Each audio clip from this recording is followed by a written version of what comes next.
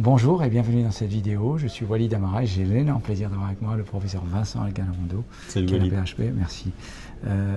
Tu es notre expert, un de nos experts de l'amylose.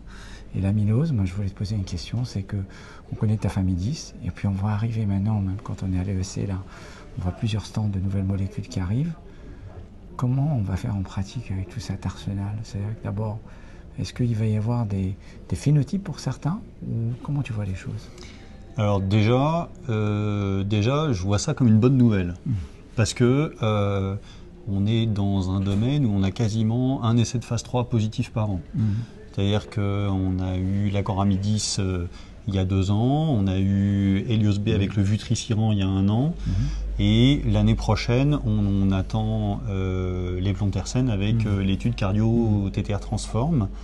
Et donc, effectivement, on va se retrouver avec beaucoup de molécules potentiellement intéressantes et efficaces.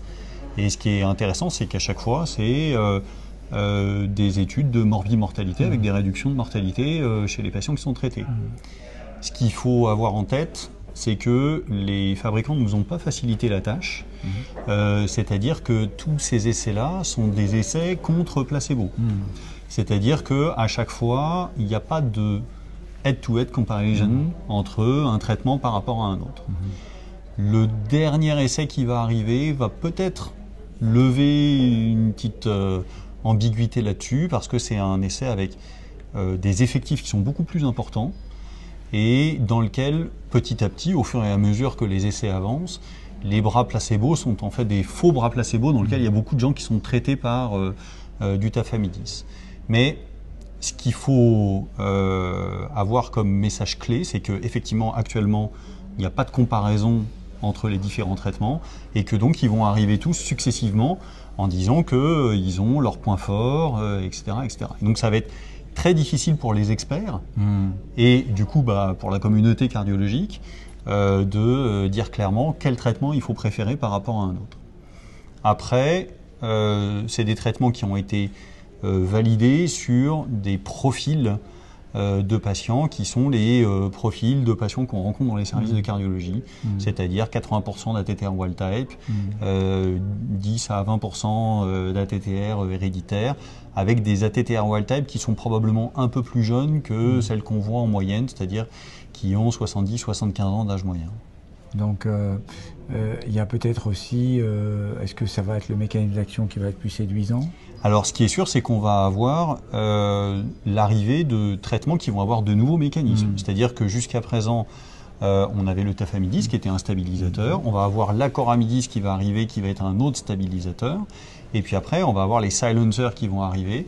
D'abord, probablement, enfin, le vutrisiran a publié son essai en premier. Et puis, l'eplontersen, si, bien sûr, l'essai est positif.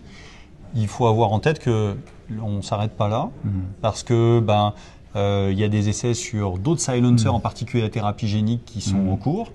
Et puis, il y a des essais sur les dépléteurs de plaques, c'est-à-dire des anticorps contre les plaques de transthyrétine, la transthyrétine anormale, qui ont pour but cette fois-ci de réverser des dépôts amyloïdes qui auraient déjà été faits, et donc qui jouent un peu différemment des stabilisateurs et des silencers, qui sont des inhibiteurs de formation de plaques. Oui, et à mon avis, ça va être la grande question des 10 prochaines années, ça va être quelles vont être les stratégies thérapeutiques qui vont être, en fonction du stade, qui vont de la être maladie, efficaces. Exactement.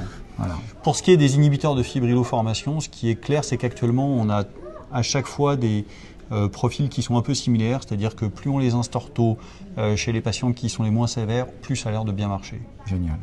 Écoute, impatient de voir les prochaines années. Merci Vincent. Merci à Olivier. tous et à très bientôt.